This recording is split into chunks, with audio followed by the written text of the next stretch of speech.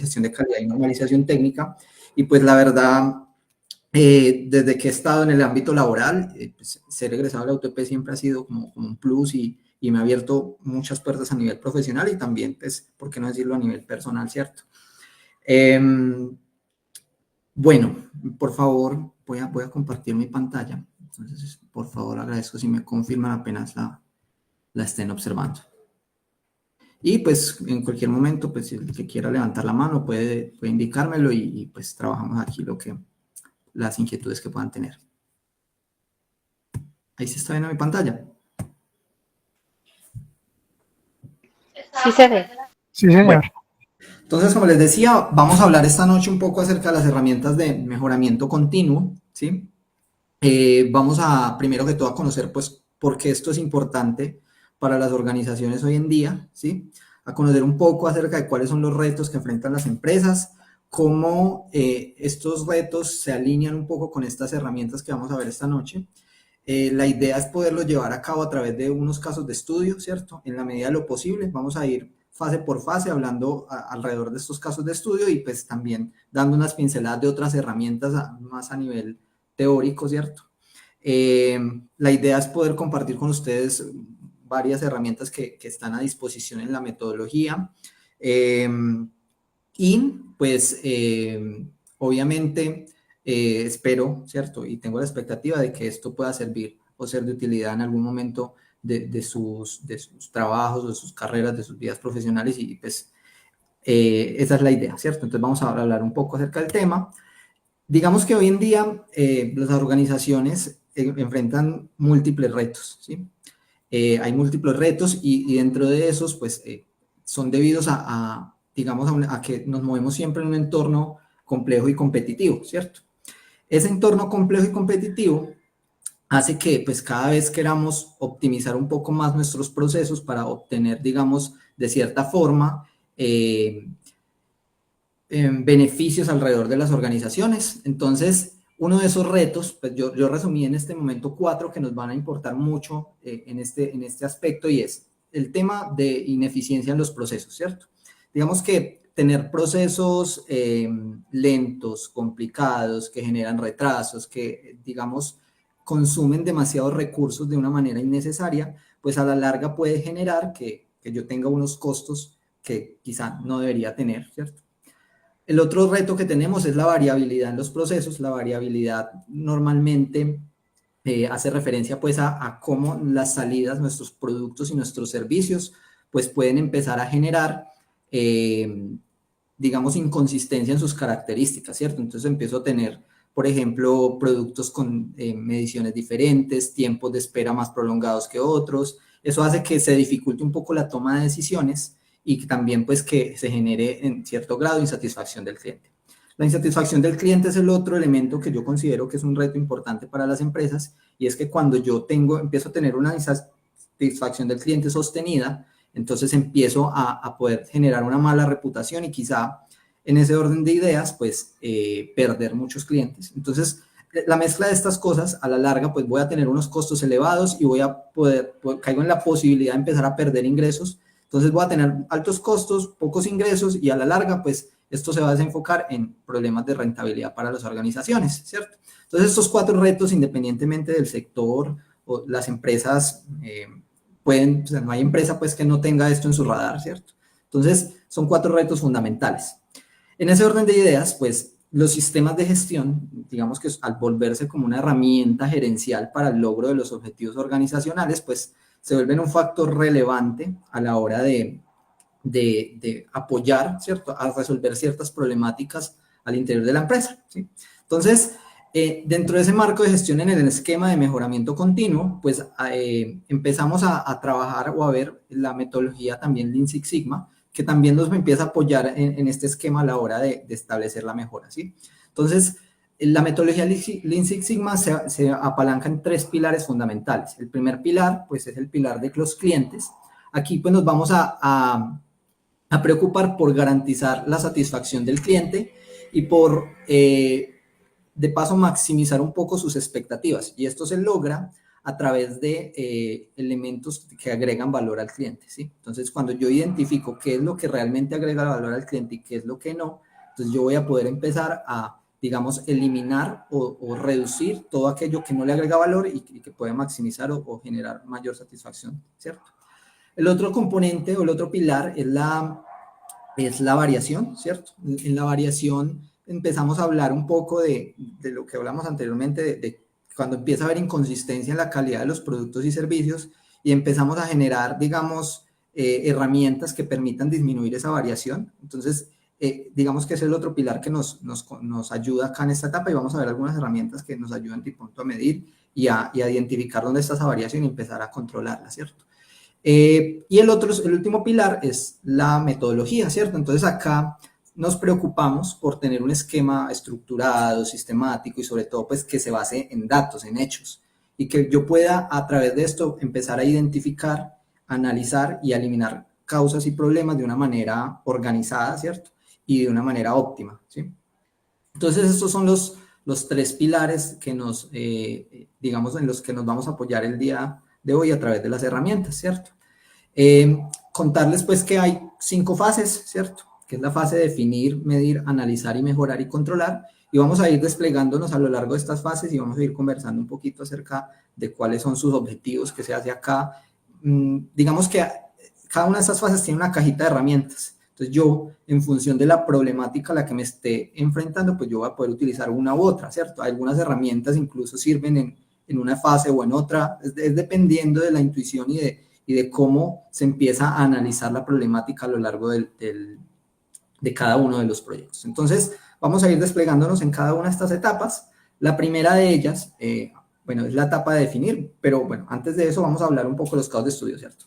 Entonces, el día de hoy preparé 2 casos de estudio, son 2 casos de estudio, digamos que provienen de la Universidad de los Andes. Aquí, pues, tenemos el primero que es una ladrillera, ¿cierto? En Bogotá, ¿cierto?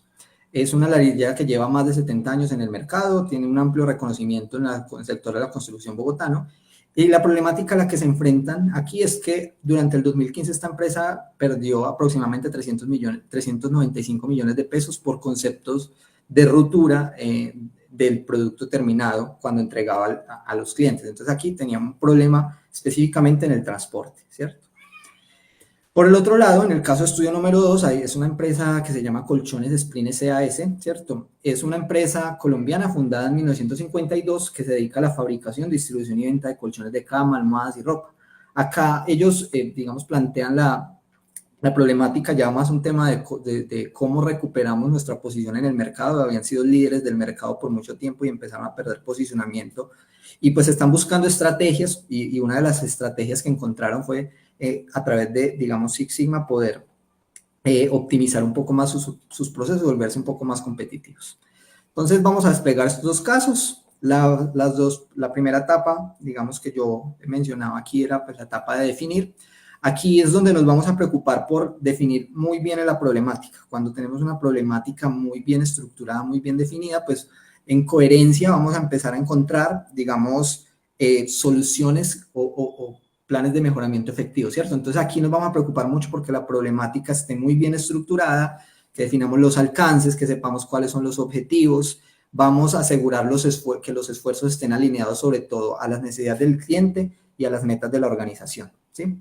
Entonces, para empezar, pues es importante que podamos ver cómo identificar un proyecto Lean Six Sigma en las organizaciones. Antes de aterrizarnos a un proyecto en específico, me pareció importante traer esta reflexión porque muchas veces, a veces salen muchas, digamos, iniciativas, esfuerzos que se tienen que realizar alrededor de la mejora continua, pero no siempre las soluciones propuestas pues están alineadas con lo que realmente se necesita.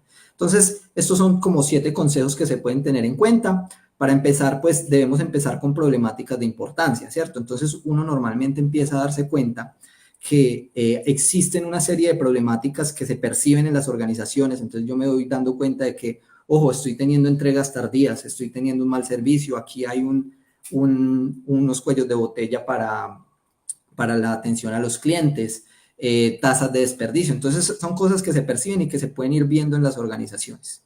¿cierto? También vamos a preocuparnos un poco por alinear los objetivos de negocio, ¿cierto? Acá, pues, por ejemplo, si un objetivo de negocio de la empresa es reducir los costos operacionales a un 10% este año, ¿cierto? Entonces aquí tenemos que buscar proyectos pues, que se alineen con eso, ¿cierto? Por ejemplo, ¿cómo hacemos para reducir los desperdicios de materia prima en la línea de producción, ¿cierto? O ¿cómo hacemos para optimizar, no sé, los tiempos, incrementar la productividad en la planta en tal, ¿cierto? Proceso específico. O cómo hacemos para reducir los tiempos de entrega entre 10 a 7 días para generar, digamos, una mayor fidelización del cliente, si el objetivo es incrementar la satisfacción del cliente. También vamos a utilizar, es importante acá que garanticemos resultados medibles, esto hace referencia a evitar aspectos que puedan ser vagos, ¿cierto? Digamos, mencionar, por decir algo, un proyecto muy abrumador podría llegar a ser mejorar la experiencia del cliente, ¿cierto? Eso aplica también para la parte de establecer límites para el proyecto. Cuando yo hablo de mejorar la experiencia del cliente como un proyecto, una iniciativa, pues realmente acá pues me voy a abrumar, voy a tener un amplio margen donde yo no voy a saber a veces ni por dónde empezar. Es diferente a que si yo digo, por ejemplo, vamos a mejorar los tiempos de respuesta al cliente en tal proceso, ¿cierto? Entonces yo ya sé ahí donde me voy a enfocar y cuánto espero mejorar, ¿cierto? Entonces parto la torta, parto el pastel en un pedacito y me como este pedacito del pastel. Quizá eso puede generar ahorros y puedo empezar a tener lo que llamamos victorias tempranas, ¿cierto? Y eso, digamos, pues empieza a reflejarse en los resultados de la organización de manera más rápida. Otro elemento importante acá es medir la viabilidad, ¿cierto? Cuando, digamos, nosotros nos enfocamos en, bueno, medir la viabilidad y priorizar proyectos de alto impacto y baja complejidad, digamos que pueden ir un poquito de la manito, porque aquí yo empiezo a ver, pues, qué puede ser viable dentro de la empresa, ¿cierto? En términos de recursos utilizados, ¿cierto?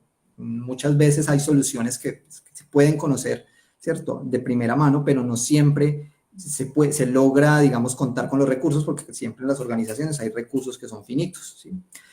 Y por otro lado, pues también focalizar dónde puedo yo tener un alto impacto, pero con un proyecto de baja complejidad. Es decir, esto me ayuda a saber en un cuadrante dónde puedo yo, o sea, cuáles son los proyectos que pues, puedo tener en tiempo muy rápido y que pueden generar muchos beneficios, y ahí es donde puedo yo empezar a priorizar esos proyectos que son viables desde esa perspectiva, ¿cierto? Y por último, pero no menos importante, es obviamente involucrar siempre a las partes interesadas, porque pues las partes interesadas siempre son las que me garantizan, ¿no?, el éxito o el fracaso en cualquier proyecto. Entonces es simplemente leer esas partes interesadas, saber cuándo pueden generarme influencia o impacto en el proyecto y empezar a gestionar también esas necesidades, ¿cierto? Esto se puede alinear muy bien con el tema de los sistemas de gestión, que es una parte importante, ¿sí? Bueno, entonces, el primer caso de estudio nos hablaba, si recuerdan, nos hablaba de que la empresa ladrillera en Bogotá, la empresa ladrillera Santa Fe, pues había perdido en el año 2015 395 millones de pesos debido a roturas en el producto terminado. Entonces empezaron, pues antes de llegar a definir el problema, ¿cierto? Pues empezaron a estudiar, venga, qué pedacito de la torta me voy a empezar a comer acá, por dónde inicio, ¿cierto? Porque el proyecto así sonaba pues bastante amplio. Entonces empezaron a ver de esos 395 millones, cuáles eran pues los índices de rotura por familia de productos, ¿cierto? Entonces ellos tenían una estadística donde empezaban a ver, listo, el número de toneladas de ladrillos rotos sobre el número de toneladas transportadas, y empezaron a encontrar que los índices de rotura se encontraban acá, en esta familia de productos, que es la familia de productos de ladrillos estructurales. Entonces empezaron a darse cuenta de que los ladrillos estructurales pues tenían unos requisitos de calidad un poco más exigentes, porque obviamente al ser ladrillos que soportaban, digamos, la estructura de la edificación, pues empezaban a tener mayores inspecciones de calidad por parte de los clientes y empezaban a hacer mayores devoluciones. Entonces, lo primero que empezaron a hacer es acotar el problema, lo empiezan a encerrar, ¿cierto? Pero después empezamos a ver también, bueno, pero y de todos los ladrillos, porque tenían muchas referencias de ladrillos estructurales, ¿cuáles de esos, ¿cierto? ¿Cuáles de las referencias que generan mayor, ¿cierto? Mayor índice de rotura? Y se encontraron que esta referencia de acá, la LEPVD, es la referencia que tenía mayor índice de rotura. Entonces acá ya sabemos dónde nos vamos a enfocar. Entonces lo primero que hicieron fue acotar el problema, ¿cierto? Y entonces acá definieron el objetivo del proyecto. Entonces el proyecto se centra en la reducción de los índices de rotura durante el transporte de la referencia de ladrillo estructural LEPVD, ¿cierto? Reduciendo índices de rotura, aquí le están dando la especificidad, entonces están diciendo, vamos a mover entre unas cifras de 0,62% en el índice de rotura, que es el índice actual, hasta una cifra del 0,5%, y aquí voy a tener unos ahorros de 46 millones de pesos anuales. Entonces aquí está perfectamente medible y pues se puede observar cuál es el beneficio esperado acá. A continuación, pues entonces, en el caso 2, hicieron un ejercicio muy parecido, ¿cierto? Aquí es donde yo les decía, pues, que las herramientas, pues, se empiezan a ver dependiendo de la problemática donde yo me enfrento. Allá lo hicieron por familias de producto y referencias. Acá, por ejemplo, lo que hicieron fue sacar 2 paretos. En el primer pareto, analizaron los procesos, a ver cuáles de los procesos de la planta estaban empezando a generar mayor cantidad de problemáticas o desperdicios o problemas en el proceso y en todas las plantas. Entonces acá encontraron que el de costura, el proceso de costura de los colchones, cuando se pegaban las tapas de cada uno de los colchones, tenía pues un índice muy alto, tenía el 80%, ¿cierto? Y los demás pues el restante 20%, ¿sí o qué? Entonces, seguido de eso, pues vamos a ver cuáles son los defectos que más se generaban. Entonces aquí encontraron, ¿cierto? A través de este Pareto, que la tapa fuera de la medida estándar, ¿cierto? Era la referencia o la problemática que con mayor frecuencia tenía. Entonces acá encontraron aproximadamente un 35% de error. Y en función de eso, pues lograron estimar pues, que el proyecto se iba a enfocar en reducir el 20% del número de no conformes en la medida de largo y ancho. Entonces acá ya empezamos a tener 2 variables, largo y ancho, en las tapas de los colchones mediante la mejora en el proceso de filete. El alcance, pues, está dado por o sea, aquí empiezan a acotar y entonces empiezan a decir, vea, vamos a enfocarnos en este proceso de filete y en las tapas de colchones de la referencia de 140 por 190, ¿sí? Y aquí, pues, ya tenemos la definición del proyecto en cada una de las fases para los casos de estudio. Hay algunas otras herramientas que podemos empezar a utilizar y que también son de utilidad y que pues vale la pena también traerlas a colación, y pues es la herramienta de la carta de proyecto, la herramienta de voz del cliente y la matriz de priorización, ¿sí? En términos de la matriz de priorización, es esta matriz que está por acá, aquí traje un ligero ejemplo. Resulta que lo que se busca acá, esto era un poco de lo que hablábamos al principio de cómo seleccionar el mejor proyecto y el que mejor impacto me va a dar, pues acá lo primero que vamos a hacer es definir unos parámetros de qué es lo que realmente le importa a la organización. Entonces empezamos a ver primero pues que la satisfacción del cliente es un componente importante. Bueno, no, la reducción de costos. Entonces acá empiezo a poner los parámetros acá, pero luego empiezo en el paso 2 a jerarquizar, ¿cierto? Entonces enumero de 1 a 5, ¿cierto? En este caso, porque son 5 parámetros, ¿cuáles son los de mayor importancia? Acá podemos ver que el más importante es el número 1 y que la reducción de costos e incremento de las ventas, pues es lo que más nos importa en la organización. Pero al final, pues el último puede ser el monto de la inversión, ¿cierto? Suponiendo pues que a la organización le fuera un poco indiferente, que no es tan así, ¿cierto? Y empiezo a darle unas calificaciones acá, ¿cierto? Unas ponderaciones en función de ese orden de importancia. Entonces el 1 va a ser el 10, el 2 va a ser el 7, el 3 el 5 y así, ¿sí? Y voy a tener al de la mano unas alternativas de proyectos, ¿cierto? Que ya se empiezan a definir de acuerdo a, ¿cierto? A las alternativas, a los poderes de ideación, a lo que nace de las organizaciones.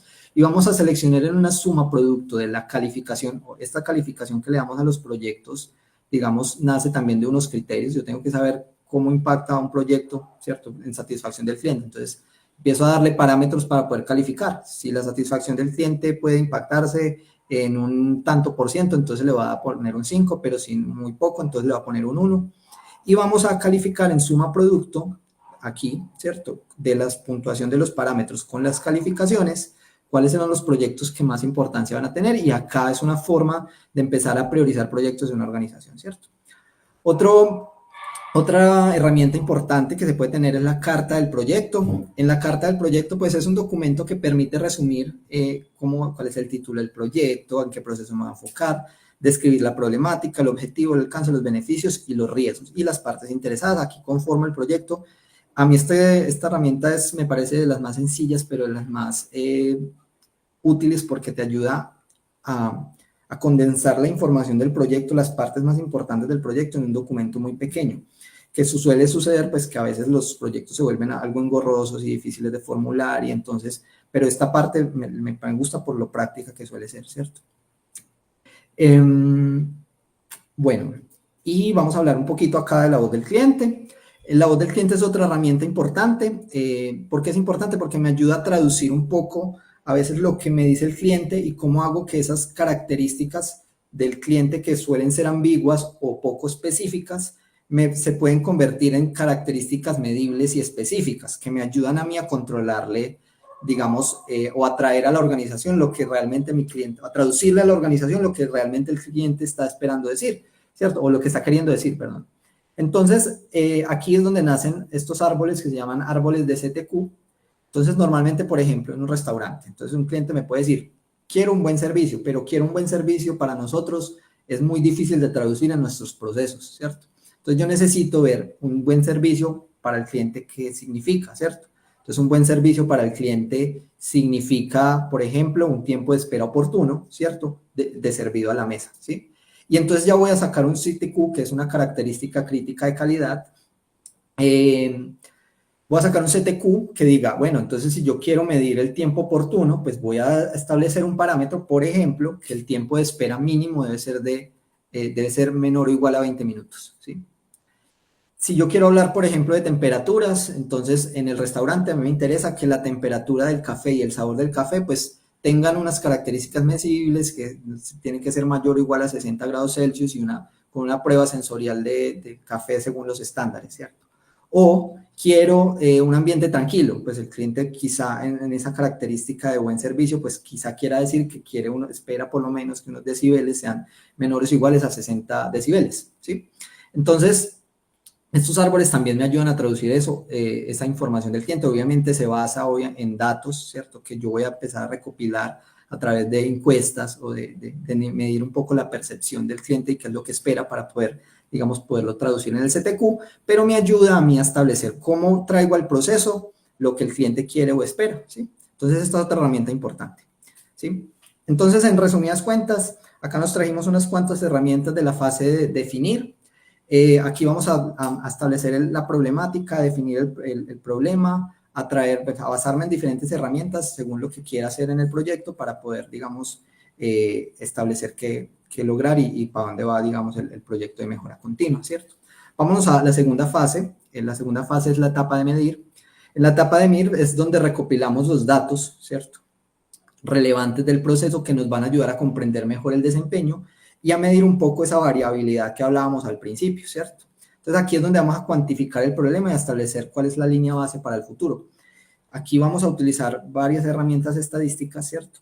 Que, digamos, hoy en día pues ya existen muchas software que nos ayudan a conocer, ¿cierto?, cómo utilizarlo, a darle unas entradas que nos arrojan la información y que partiendo de esa información pues ya tenemos que aprender a interpretar, ¿cierto? Entonces aquí también hay muchas herramientas, ¿cierto? Particularmente en el caso de estudio se utilizaron dos herramientas, creo que un poco más, traje dos importantes, que es el análisis del sistema de medición, ¿cierto? El análisis del sistema de medición se basa en medir un poco dos conceptos que se llaman repetitividad y reproducibilidad, ¿cierto? Entonces, partiendo de acá, digamos que lo que intenta esta herramienta es empezar a comparar cómo cuando yo tengo unos criterios de aceptación y de rechazo en mi proceso con un sistema de medición que puede ser a través de, no sé, por ejemplo, operarios que determinan la aceptación o rechazo de un producto, en este caso pues eran ladrillos, ¿cierto? Esos operarios si manejan un mismo criterio ellos mismos, es decir, si digamos es coherente cuando aceptan o rechazan una medición y si es coherente cuando lo comparo con otros operarios de la línea de producción, ¿cierto? Entonces, ellos en este caso hicieron un ejercicio donde cogieron 8 ladrillos con unas características puntuales y empezaron a ver cómo se comportaba cada uno de los operarios respecto a esos 8 ladrillos, es decir, si este ladrillo es aceptable para mí en una primera corrida, ¿cierto? En la siguiente corrida, yo mismo cuando cojas el ladrillo aleatoriamente, tengo que repetir que el ladrillo es aceptable. Si lo seleccioné rechazado, pues en la siguiente corrida debo ser coherente con mi criterio. Ahora bien, lo mismo pasa con la reproducibilidad, donde ya hago las comparaciones, pero con los demás, ¿cierto? Con los demás supervisores o inspectores que hayan en la línea, en este caso de los ladrillos. Entonces, el resultado de este análisis, pues se concluyó que el 87, que había digamos, un promedio de confiabilidad en el sistema de medición del 87%, o sea que el sistema de medición era un sistema de medición confiable, ¿cierto? De los 3 ladrillos aceptables, solo 3 fueron catalogados como rechazables y solo uno de los 3 supervisores se contradijo una sola vez en su criterio de calificación. Entonces, esta es la primera parte, donde necesitamos saber si nuestro sistema de medición, si las personas o los sistemas que están generando la aceptación o el rechazo de los productos, pues es confiable. Y de ahí partimos para saber también otras variables como lo es el análisis de la estabilidad o el análisis de la capacidad de un proceso, ¿cierto? Entonces, en el análisis de estabilidad, pues aquí es donde se operan las famosas cartas de proceso o los cuadros de control, ¿cierto? En este caso, se utilizó una carta de tipo P, ¿cierto? Un gráfico tipo P, porque estamos hablando acá de no conformes, ¿cierto? Que son atributos. Entonces, acá, digamos que en este se determinó, de acuerdo a las reglas de Western Electric, que el proceso es un proceso que no es estable y empezamos a partir de acá a establecer la mejora en el proceso, ¿sí?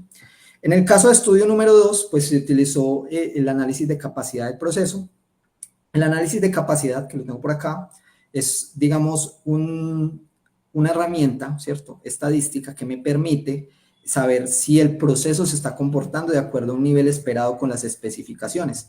Es decir, nos vamos a trabajar con datos, por ejemplo, en este caso datos normales, porque cuando una distribución probabilística es normal, pues me permite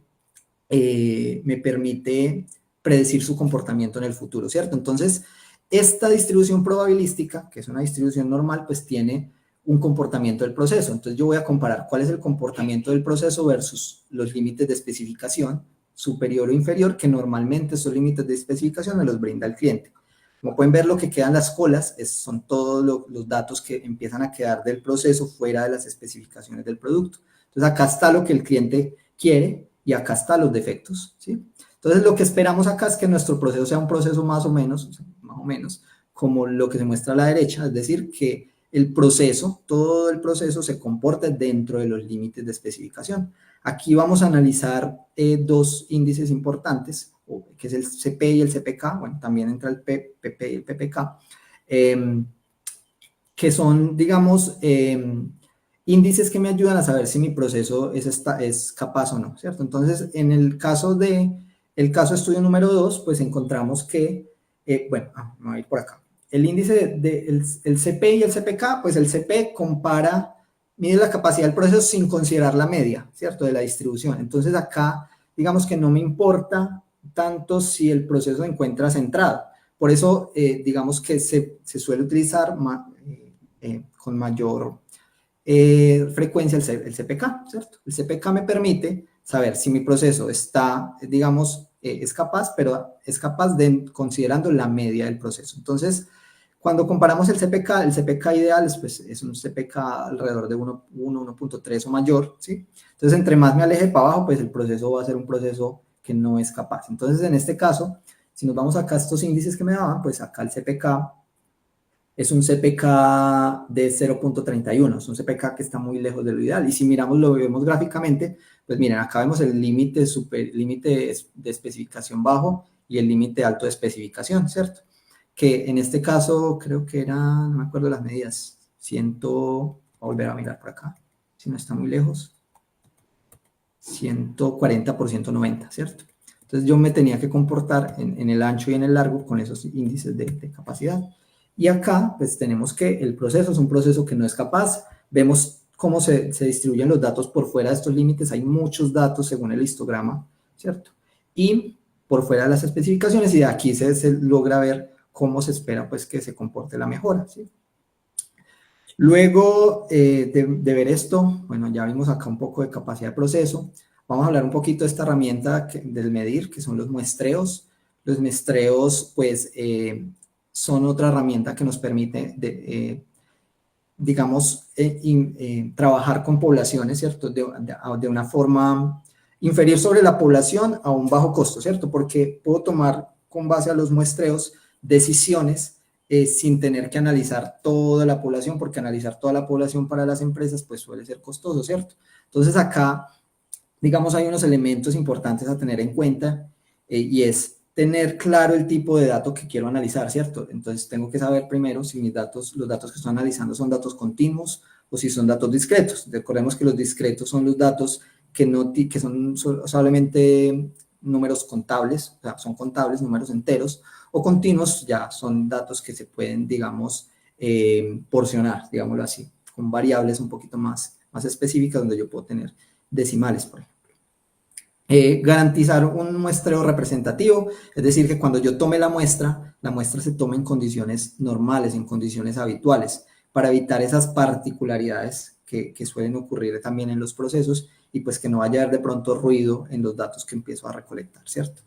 Es decir, que todas las muestras que tome garanticen las mismas condiciones. Es importante escoger acá qué tipo de muestreo voy a utilizar, si es un aleatorio simple, un aleatorio estratificado, que digamos que aquí es donde empieza a suceder que el aleatorio estratificado es muy particular cuando quiero analizar por, pues, digamos, una población grande y que está categorizada en subgrupos, ¿cierto? Entonces quiero ver en proporción cómo se encuentran, digamos, las medias, ¿cierto? De esas datos en diferentes grupos. Ejemplo, yo para analizar un poco la población del país, en una encuesta a nivel país, pues yo tengo que saber cuánta población hay en cada departamento para saber cuál es la proporción de la muestra que tengo que sacar de allá o cuánta población puede ser de un departamento que quizá no tenga tanta población, ¿cierto? Entonces, ese es el tercer consejo. Acá, pues, es importante también definir los parámetros, el nivel de confianza y el grado de error, y afinar la muestra cuando sea necesario. Afinar la muestra hace referencia a que en algunas ocasiones puede suceder que el dato que me ofrece la muestra, pues, no es un dato acorde a la población que estoy teniendo y, pues, puedo aplicar un procedimiento estadístico para tener una muestra un poco más acertada con lo que se necesita. Entonces, hasta acá vimos un poco de las herramientas que se pueden utilizar en la fase de medir. Adicionalmente, aquí es donde se recolectan los datos, empiezo a medir líneas base para la mejora y posteriormente vámonos a la fase de analizar. Entonces, en esta fase, el objetivo es identificar causas raíces de los problemas, ¿cierto? Y poder, digamos, determinar cuáles son los patrones, las tendencias y poder, digamos, empezar a priorizar cuáles son las causas que tienen mayor incidencia sobre las problemáticas, ¿cierto? Para saber, pues, un problema pueden haber una cantidad grande de causas, pero no todas son las que más aportan o no. Entonces acá nos interesa saber cuál es la causa que más le importa al problema o la que más incide para poder después llevarlo a la práctica a través de acciones un poco más efectivas. Entonces, hablando específicamente de los casos de estudio, acá llevaron a cabo procedimientos muy similares, ¿cierto? En el primer caso, el caso de la ladrillera, acá se hizo un diagrama de Ishikawa, un diagrama de causa-raíz, donde yo pues, reflejo acá la problemática y las posibles causas que pueden estar, digamos, afectando la problemática y unas subcausas. De entrada, pues esto nace pues, de una lluvia de ideas con los equipos de trabajo, el equipo del proyecto, los que conocen el problema, y pues, digamos, empieza a tener la mayor cantidad de causas y subcausas posibles, pero luego me empiezo a acotar, ¿cierto? Es como cuando uno empieza a hacer procesos de ideación donde primero diverjo, divergencia y convergencia, genero muchas ideas y luego las limito y las voy acotando. Entonces, en este problema, ¿cierto? En esta problemática específica, pues el equipo del proyecto del caso de estudio descartó de entrada dos ramas, ¿cierto? La primera, ¿cierto? Es la asociada al transporte. Acá se definieron, bueno, voy a hablar un poco de esto. Se definieron que la causa de transporte podría ser una problemática, digamos, por la suspensión de los vehículos, por llantas utilizadas, cantidad de viajes por estiva, la posición y la forma en la que se empaquetaban los ladrillos, ¿sí? Y la responsabilidad del conductor, así como la fricción entre los ladrillos con el movimiento, ¿sí?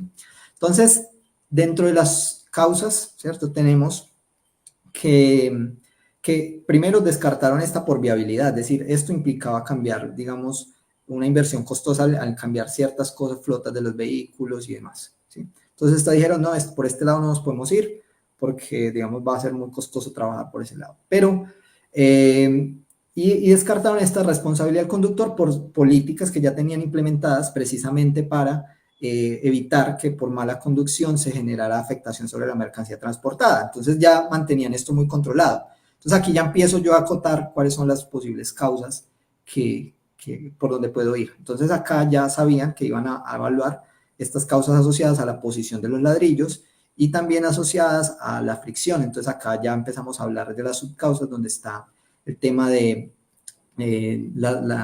digamos, la protección, ¿cierto? El tema de los sunchos, el tema del empaque, ¿cierto? Y para posteriormente empezar a ver cuál de estas causas empezaban a generar mayor influencia. Entonces, aquí se realizaron unos experimentos donde yo podía ver, digamos, la media, ¿cierto?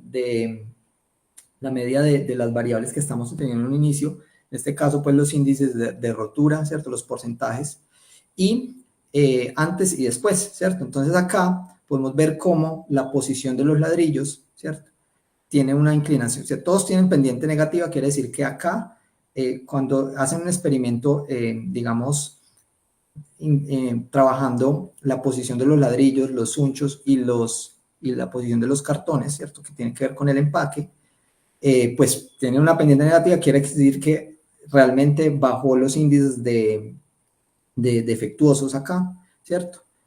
La que mayor pendiente tiene, pues, es la de los sunchos, entonces acá podemos ver, ¿cierto? Que en este caso, pues, es la variable que más estaba afectando, ¿cierto? Entonces aquí ya empezamos cada vez más a darnos cuenta de cuál era la causa, o sea, acotamos el problema y también vamos a acotar las causas, ¿sí? Luego, en el caso de estudio número 2, el experimento fue similar, ¿cierto? Acá se plantearon, acá recuerdan que estamos hablando de que los colchones, las tapas de los colchones, pues tienen unas dimensiones incorrectas cuando empiezan a ponerla y entonces eso hace que se deban reprocesar muy seguido, ¿sí? Entonces acá analizaron varias cosas, entre esas pues está aquí las mediciones, la mano de obra, la maquinaria, esto fue más un tema 5M, ¿cierto? Donde empezamos a ver las subcausas y podemos empezar a ver que se evaluaron en general, después de hacer un descarte de muchas ideas, a empezar a converger, empezaron a darse cuenta de que habían tres variables fundamentales. Una era el turno, ¿cierto? Empezaron a darse cuenta de que el turno podía afectar porque pues el turno de la noche generaba, digamos, mayor dificultad para los operarios, ¿sí? Por el tema de cansancio, distracción y demás. La máquina, ¿cierto? Las máquinas entre sí también podían generar, digamos, esa probabilidad de error. Y el grosor, estamos hablando acá ya de materia prima, ¿cierto? Entre más gruesa era la tapa, acá podemos ver que empezaba a generarse una mayor variación en esta media, ¿cierto? De la medición final, ¿cierto? Entonces, acá empezaba a reducirse cada vez más. Aquí es una relación inversamente proporcional, ¿sí? Entonces, ya empezamos a definir y a saber, ¿cierto? Que acá es el grosor y que acá era los sunchos, ¿cierto? El incorporar sunchos en los empaques, ¿cierto? Para evitar el movimiento de los ladrillos.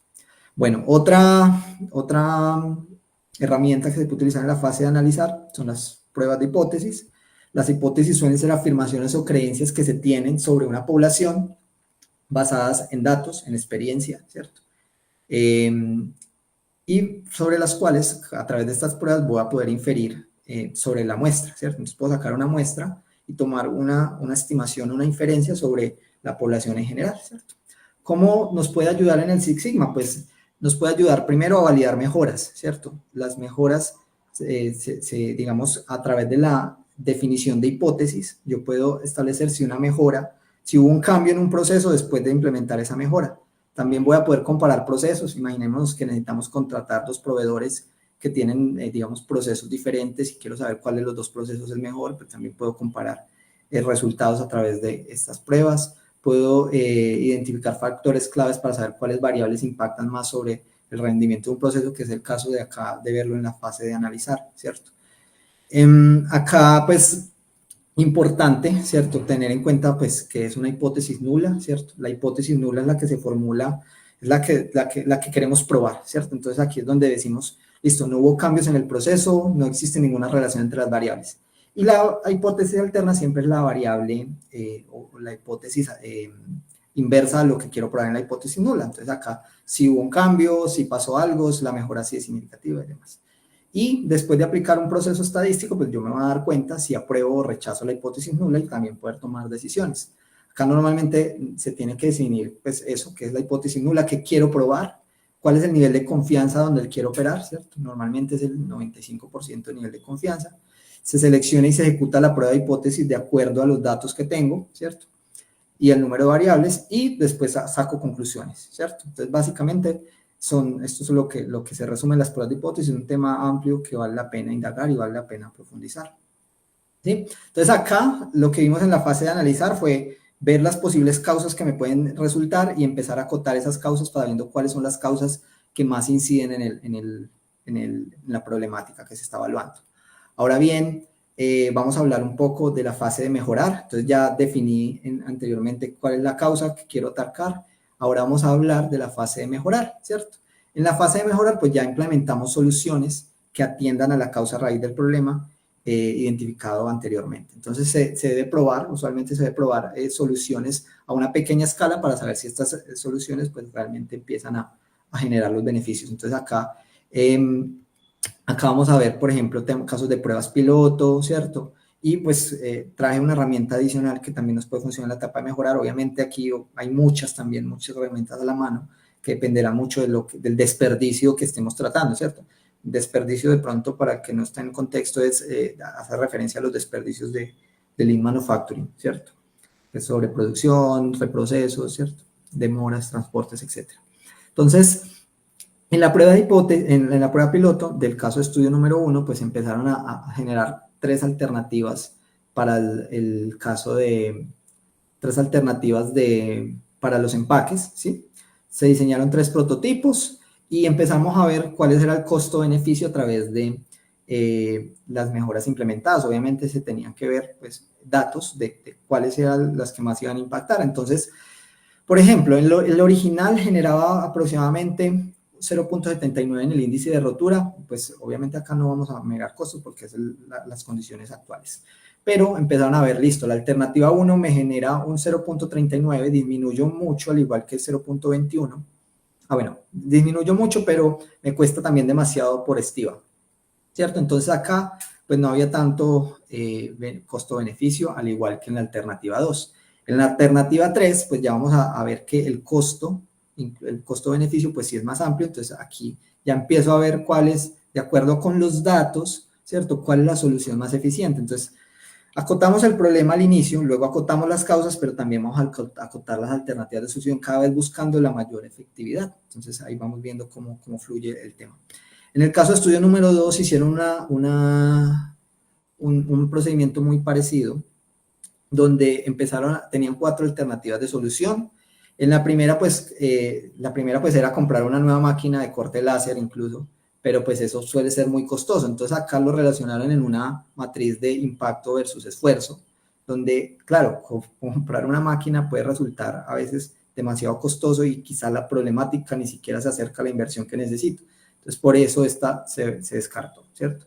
Al igual que el tema de la impresión de guías, que también quizá no era tan costoso en términos de compra, pero sí en términos de adicionar pasos adicionales al proceso. El Poka-Yoke, ¿cierto? Que es una alternativa que genera un alto impacto, pero con bajo esfuerzo. Entonces, de hecho, esta fue la alternativa que resolvieron utilizar. Y posteriormente el mejoramiento de los turnos, que aquí también, si recordábamos cuando hacíamos el análisis de causa, veíamos que el turno también incidía.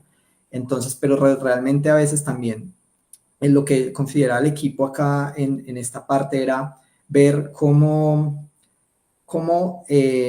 digamos, generar espacios más interactivos para los operarios, espacios de pausas activas, pues realmente podía generar también sobrecostos al proceso. Entonces, por eso decidieron no utilizar esta alternativa y se fueron por un Poka-Yoke, ¿cierto? Poka-Yoke. Bueno, otra herramienta que se suele utilizar acá, el SMED. El SMED es una herramienta que busca disminuir los tiempos de cambio en una línea de producción. Normalmente, con una línea de producción en un proceso productivo, pues yo puedo tener una configuración para unos materiales, una maquinaria, unos equipos, unos recursos, pero cuando necesito cambiar, pues necesito a veces excederme en el tiempo de cambio y eso genera inoperatividad de una línea de producción. Entonces, el SMED busca precisamente disminuir esos tiempos transformando cambios que son internos, es decir, actividades que solo se pueden realizar con las máquinas de TENIA a cambios externos. Entonces, cuando yo logro hacer ese cambio, entonces empiezo a volverme más eficaz, más óptimo en ese tipo de cambios y empiezo a generar algunos beneficios como reducción de los tiempos de inactividad de la maquinaria, me puedo volver más flexible a la hora de atender determinadas necesidades de producción y pues también me ayuda a reducir inventarios. Entonces, ¿qué es lo que debo hacer? Primero observar, ¿cierto? Ver cómo es el proceso de cambio, ¿cierto? Separar cambios internos de cambios externos y empezar a convertirlos para al final optimizar. Entonces, esta es otra herramienta importante que también ayuda mucho en el mejoramiento continuo y ofrece algunas soluciones en algunos temas. Entonces, acá pues ya decidimos cuál era la solución más eficaz y pues la implementamos a través de una prueba piloto. Es importante pues que se haga a pequeña escala para ver pues qué sucede acá. En la fase de controlar, que es la última del proceso, pues acá ya nos interesa es que las mejoras que se implementen pues se mantengan en el tiempo, ¿cierto? Entonces, estas herramientas permiten que, digamos, que el proceso siga, digamos, siga comportándose de una manera adecuada posterior a las mejoras y que efectivamente si yo logré temporalmente mejorar la capacidad de mi proceso, pues que esa capacidad cada vez sea mejor. La idea aquí es utilizar herramientas como estandarización de procesos, volver a medir la capacidad. Normalmente es muy, muy normal que yo después de haber medido la línea base, pues vuelva y compare para ver si la mejora efectivamente en el tiempo fue efectiva o volver a medir la estabilidad del proceso. Hay algunas herramientas, ¿cierto? Que digamos que es la estandarización, ¿cierto? A utilizar procedimientos operativos estándar que me permitan a mí controlar el proceso, ¿cierto? Y los planes de control. Aquí es donde yo miro digamos, de acuerdo al flujo del proceso, cuáles son las variables más representativas que me permiten, digamos, medir la calidad, saber cuál es el método de control, con qué frecuencia voy a controlar, quién lo controla, cómo reacciona cuando aparece una anomalía, entonces, ¿qué hago, cierto? Estos cuadros de control, pues, me ayudan a trabajar en esta línea, ¿cierto? Estos planes de control. Y, pues, esto logra, pues, la sostenibilidad, la mejora en el largo plazo, la consistencia en la calidad en los resultados y reducir la variación y los errores, ¿cierto? Una herramienta importante acá también se suele utilizar el AMEF, que el AMEF es, por sus siglas, es Análisis Modo Efecto Falla.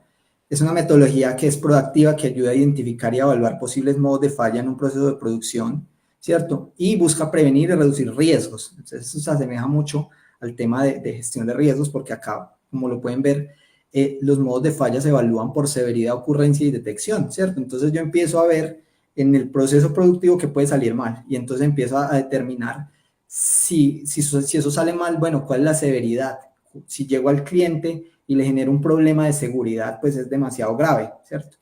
Pero, ¿qué pasa si quizás no es tan grave y simplemente se queda, si sucede, simplemente se queda en una insatisfacción menor? Entonces, la severidad es un factor aquí importante, que es como el impacto que normalmente solemos ver en las matrices de riesgo de probabilidad versus impacto. La ocurrencia que se asemeja con el tema de la probabilidad, ¿cierto? Y es también tener una escala de valoración, como qué tan probable es que ocurra el modo de falla que estoy evaluando o la causa raíz que estoy hablando más bien.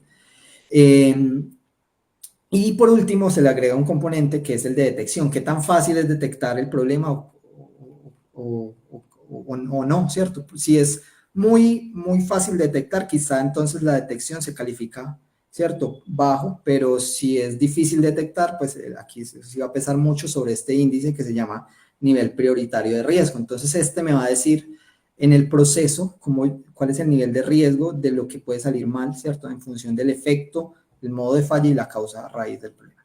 Entonces, aquí pues el principal beneficio de esto es que nos ayuda a prevenir y a detectar fallos en el proceso y que me ayuda a permitir priorizar las acciones de control en el proceso productivo, ¿cierto? ¿Alguien levantó la mano? Alex, una pregunta, ¿me podrías mostrar la parte de estandarización de procesos? Ok, acá. Eso ahí. Sí.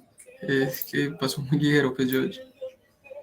Acá usualmente pues te tienes que apalancar, por ejemplo, en procedimientos, alertas de calidad, temas visuales en el punto de control, etcétera, ¿cierto? Entonces acá se trata de eso, de estandarizar los métodos de trabajo y de generar alertas de control para este tema. Muchas gracias. Bueno, entonces... Bueno, disculpa, Sí. estamos pues en las horas de las preguntas, de momento de las preguntas. No sé por qué estoy sintiendo eco. ¿Sienten eco cuando hablo? Yo no. No, profe. Bueno, ahorita me escucha mejor. Ya no siento el eco. Bueno, Sí. ya pues estamos dispuestos a las preguntas, a los asistentes, por favor. Preguntas a Alexander sobre lo que presentó. Alexander, muchas gracias. Sí, muy buena la información, muy importante. Y pues resaltar de que todo esto hace parte de la formación en los programas de calidad que se manejan en la universidad, ¿sí? Dentro de los cuales pues tenemos un valor agregado que son las certificaciones en auditoría interna, ¿sí? Que en este momento lo estamos manejando con Icontech, y las certificaciones en el Lean Six Sigma Green, Black Belt, Yellow Belt, que lo manejamos con Directo Group, ¿sí? ¿Alguien de pronto desea una pregunta para Alexander? No sé, Diego, Juan José, Edwin, cualquiera de los asistentes. Digamos que yo tengo una duda, Alex. Ya has implementado varios cambios en diferentes empresas y algo que es, pues, es como difícil de entender para mí es cómo se lleva a cabo esa gestión del cambio, cómo se prepara a diferentes tipos de personas que están acostumbradas a hacer algo de X o Y manera para que no sea como muy abrupto, que sea bien recibido, bien acogido el cambio y para poder que perdure en el tiempo. Bueno, básicamente, respondiendo a tu pregunta, Juan, pues, y también basado en mi opinión y mi experiencia al respecto, digamos que parte importante del tema es el involucramiento de las partes interesadas que se mencionaba al inicio, ¿cierto? Cuando tú haces partícipe a las personas del proceso, ¿cierto? Los involucras en la escucha, en saber, digamos, lo que opinan, ¿cierto? Y también en armar un equipo interdisciplinario, es decir, no solo conocer, tener, digamos, del lado a las personas que conocen, sino también a las personas que toman decisiones. Eso ayuda a que, digamos, las mejoras, ¿cierto? Se implementen de una manera, digamos, más concertada, menos impuesta en la organización y que se logren, digamos, más óptimos en la empresa, ¿sí? Gracias, Alex. Claro, Juan, con mucho gusto. ¿Alguien más desea preguntar algo?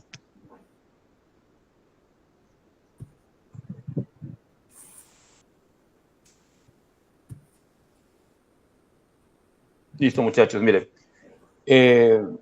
Primero que todo, para agradecerles su asistencia, ¿sí?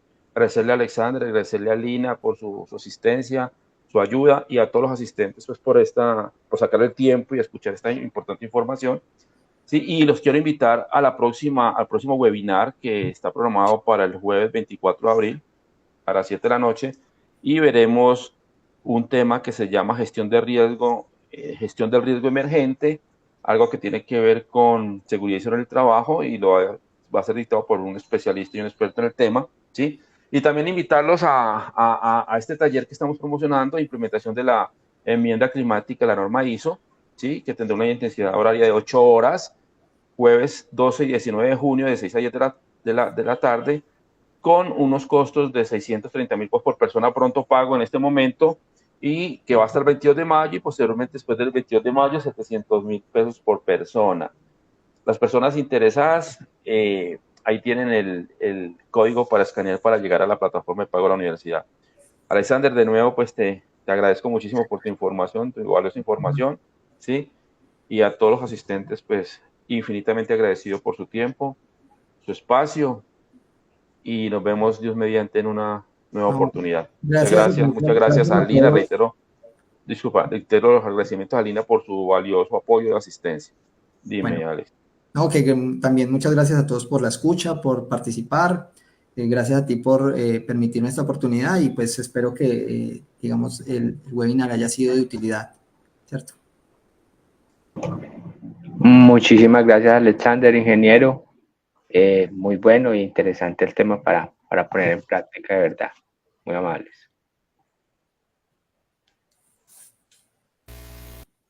Por mi lado, también agradecerle a Alex por la información. De verdad que pues, siento que esto me llevó muchas cositas que puedo aplicar en este caso en trabajo. Pues yo trabajo en el área de calidad y pues todo ese tema de Lean Six Sigma es algo que estamos tratando de implementar, de sacarle mucho provecho en la operación. Entonces, sí me llevo apuntecitos muy claves, agradecerle a Alex, de nuevo, qué placer haberlo visto, muy buena la información, muy bien estructurado todo. Al profe Pedro también, muchas gracias ahí por este tipo de espacios que de verdad aportan mucho, pues, en el caso a nivel profesional aporta y hace crecimiento también. Esperamos sigan.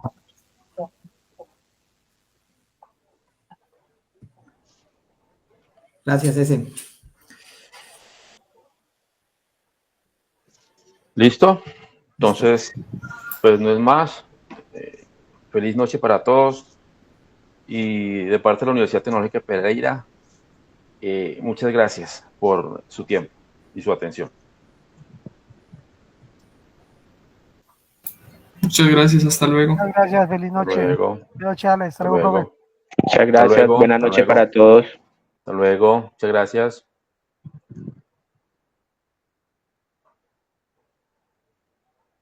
Lina, mil gracias. ¿Ok? Por el apoyo. Hasta mañana, que estés bien. Hasta mañana.